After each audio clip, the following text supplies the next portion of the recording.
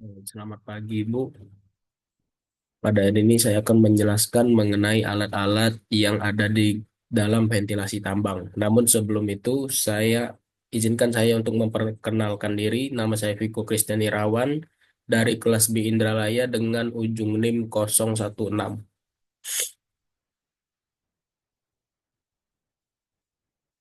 Nah, jadi terdapat 8 alat yang digunakan dalam ventilasi tambang. Yang pertama ada dak, kemudian fan, anemometer, manometer. Kemudian yang kelima pitot tube dan psikrometer, kemudian booster dan yang terakhir adalah regulator. Yang pertama adalah duct. Duct adalah saluran atau pipa yang digunakan untuk mengalirkan udara segar ke dalam area kerja tambang dan juga mengeluarkan udara kotor dari dalam tambang. Nah, duct ini biasanya terbuat dari berbagai material seperti logam, plastik, atau kain fleksibel yang diperkuat. Kemudian dak juga sering digunakan dalam sistem ventilasi mekanis yang melibatkan kipas angin untuk mengatur aliran udara di dalam tambang bawah tanah. Nah, kemudian berikutnya yaitu main fan atau kipas ventilasi. Adalah alat mekanis yang digunakan untuk menggerakkan udara guna memenuhi kebutuhan ventilasi tambang. Kipas berfungsi untuk memasok udara segar dan membuang udara kotor, gas beracun, debu, dan panas dari dalam tambang, sehingga menciptakan lingkungan kerja yang aman dan nyaman. Nah, main fan sendiri itu terdiri dari kipas utama, tambahan, dan juga kipas pendorong. Kemudian yang ketiga yaitu anemometer. Nah, anemometer ini alat yang dipakai untuk mengukur kecepatan dan arah dari aliran udara itu sendiri. Alat ini penting dalam memastikan bahwa aliran udara yang masuk dan keluar tambang memenuhi standar keselamatan kerja.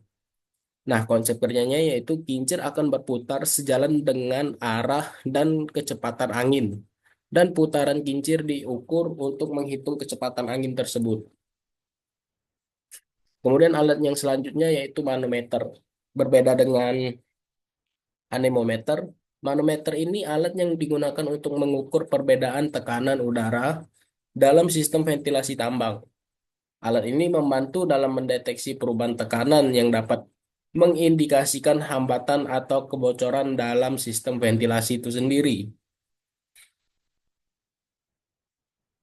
Kemudian yang selanjutnya yaitu pitot tube, yaitu alat yang digunakan untuk mengukur kecepatan aliran udara dalam ventilasi tambang. Nah, pitot tube ini mengukur kecepatan aliran udara berdasarkan perbedaan tekanan antara tekanan total dan juga tekanan statis. Pitotube bekerja berdasarkan prinsip Bernoulli yang menyatakan bahwa perbedaan tekanan antara udara yang bergerak dan udara yang diam dapat digunakan untuk menghitung kecepatan udara. Nah, kemudian alat yang selanjutnya yaitu sling psikrometer. Nah, alat ini digunakan untuk mengukur temperatur kering dan juga temperatur basah. Jadi untuk mengetahui kelembapan udara dan densitas udara pada setiap jalur aliran udara dalam area tambang bawah tanah. Nah, apabila pada kondisi jenuh, alat ini penguapan itu tidak akan terjadi. Namun, pada kondisi tidak jenuh, air pada kain ujung termometer yang telah dibasahi akan menguap sehingga menyerap kalor dan pada termometer akan terbaca sebagai temperatur basah. Nah, kemudian alat berikutnya yaitu booster. Booster fan adalah kipas tambahan yang digunakan dalam sistem ventilasi tambang untuk meningkatkan atau memperkuat aliran udara di dalam lorong tambang yang panjang dan bercabang. Booster ini membantu menjaga keseimbangan tekanan udara serta memastikan distribusi udara segar yang optimal ke seluruh area kerja tambang bawah tanah. Nah, kemudian alat yang terakhir yaitu regulator. Regulator ventilasi ini digunakan untuk mengontrol dan mengarahkan aliran udara dalam sistem ventilasi tambang. Nah, regulator ini biasanya berupa pintu atau sekat yang dapat disesuaikan untuk mengatur jumlah udara yang mengalir ke berbagai bagian tambang bawah tanah. Nah, kemudian saya akan membahas mengenai regulasi dari alat-alat ventilasi tambang tersebut.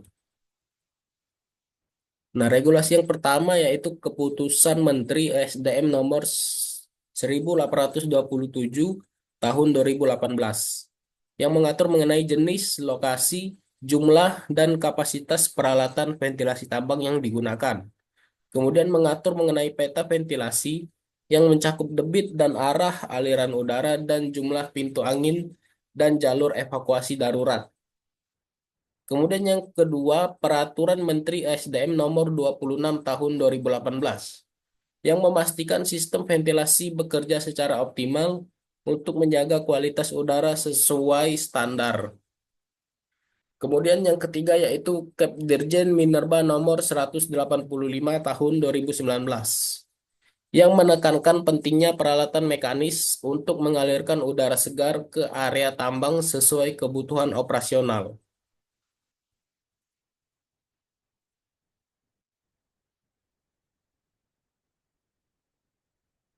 Nah, demikianlah presentasi dari saya. Apabila ada salah kata, mohon dimaafkan. Kemudian atas perhatiannya dan juga waktunya saya ucapkan terima kasih.